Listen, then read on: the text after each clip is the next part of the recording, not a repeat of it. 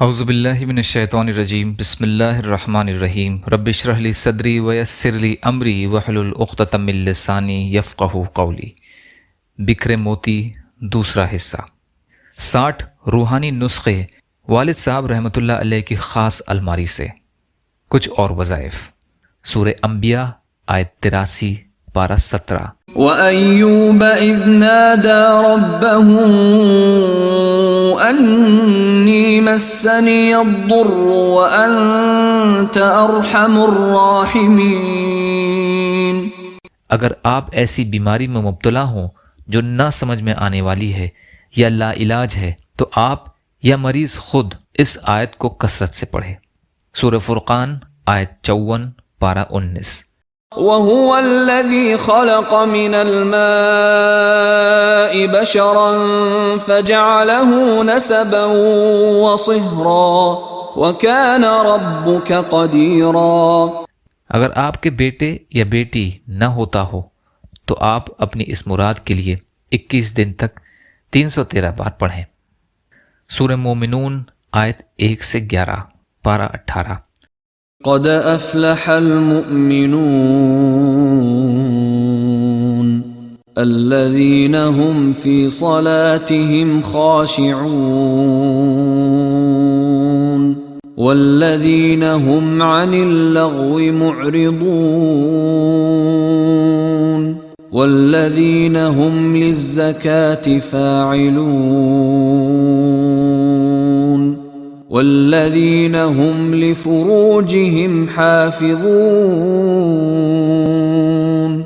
إلا على أزواجهم أو ما ملكت أيمانهم فإنهم غير ملومين فمن ابتغى وراء ذلك فأولئك هم العادون والذين هم لأماناتهم وعهدهم راعون والذين هم على صلواتهم يحافظون أولئك هم الوارثون الذين يرثون الفردوس هم فيها خالدون۔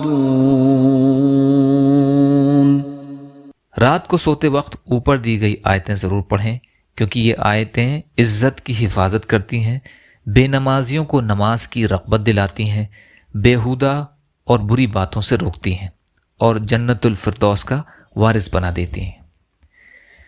یا اللہ ہم سب کو کہنے سننے سے زیادہ عمل کی توفیق عطا فرما۔ یا اللہ مظلوم فلسطینیوں کی، کشمیریوں کی، روہنگیا مسلمانوں کی اور مسلمان جہاں بھی پریشان حال ہیں، ظالموں کے ظلم کا شکار ہیں، آپ ان کی بھرپور مدد فرمائیے۔ ہم سب کو اپنی استطاعت کے بقدر اپنا حق ادا کرنے والا بنائیے۔